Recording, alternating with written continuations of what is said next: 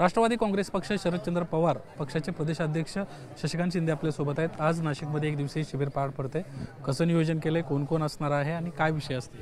विधिमंडळाच्या विधानसभेच्या निवडणुकीनंतर पहिल्या प्रथम राष्ट्रवादी पक्षाचा आदरणीय पवारसाहेबांच्या उपस्थितीमध्ये हा शिबिर होते आणि दुसऱ्या दिवशी आम्ही मोर्चा ठेवलेला आहे। विशेषतः या शिबिरामधून आम्ही एक नवीन दिशा भविष्यकाळामध्ये या पक्षाच्या माध्यमातून जी काही धोरणं ठरवली जाणार आहे, सध्याची राजकीय परिस्थिती आहे, राजकारणामध्ये जातीभेद निर्माण करून आर्थिक ज्या पद्धतीने अडचणी निर्माण झालेल्या आहेत याच्यावर आम्ही आवाज उठवण्याच्या संदर्भामध्ये कार्यकर्त्यांना मार्गदर्शन होईल।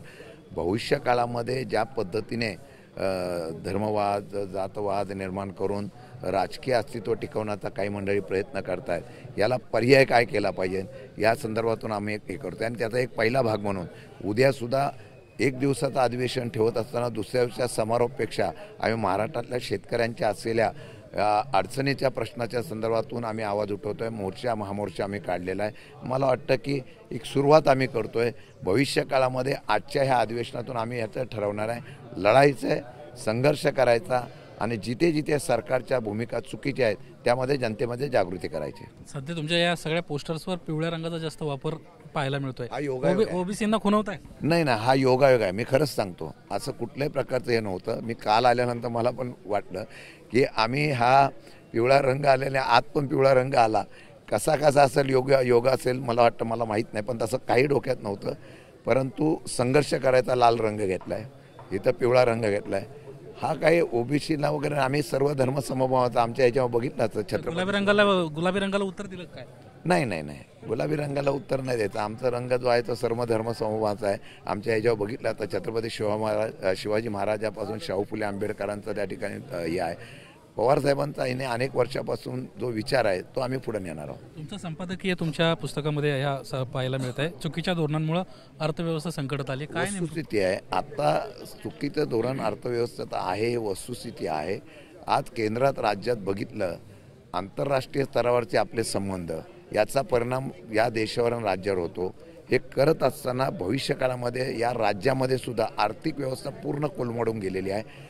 चुकीचं नियोजन अर्थव्यवस्था कलमोडीला ज्या अर्थव्यवस्था कोलमडायला कारण होतं आहे असं माझं मत आहे। आपण जर बघितलं तर 10 लाखाच्या कोटीच्या वरती आता कर्ज झालेलं आहे। कशामुळे झालं? 2.5 वर्षामध्ये फक्त लोकांच्या विकासापेक्षा फक्त प्रोजेक्टला महत्त्व दिलं आणि त्यातून अर्थव्यवस्था स्वतःची सक्षम केली जाते अशा प्रकारची चर्चा ही जनतेमध्ये आहे। म्हणून पूर्ण या अर्थव्यवस्थेची असलेली दुरावस्था बघता त्याच्यावर सुद्धा आम्ही चर्चा करणार आहोत। आज सगळ्या दैनिकांमध्ये जाहिराती दिसत आहेत तुमच्या। देवाभाऊला उत्तर देवा तूच सांगणं दिलंय का काय?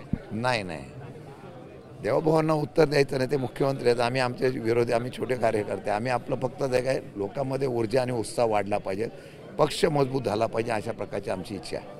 आज नथुरामला उत्तर तुकाराम अशा पद्धतीचं एक कीर्तन ठेवलं, मला वाटतं पहिलीच वेळ आहे। हा महाराष्ट्र हा नथुराम विचाराचा नाही, हा साधू संतांचा महाराष्ट्र आहे। साधू संतांचा विचार पुढे भविष्यकाळामध्ये नेण्याचा प्रयत्न करणं ही काळाची गरज आहे। आम्ही त्याला प्रमाणे तसं चालण्याचा प्रयत्न करणार आहोत। धन्यवाद आमच्याशी बातचीत केल्याबद्दल। कॅमेरामन अनिल सनकरेचा निलेश मुदावले, एबीपी माझा, नाशिक।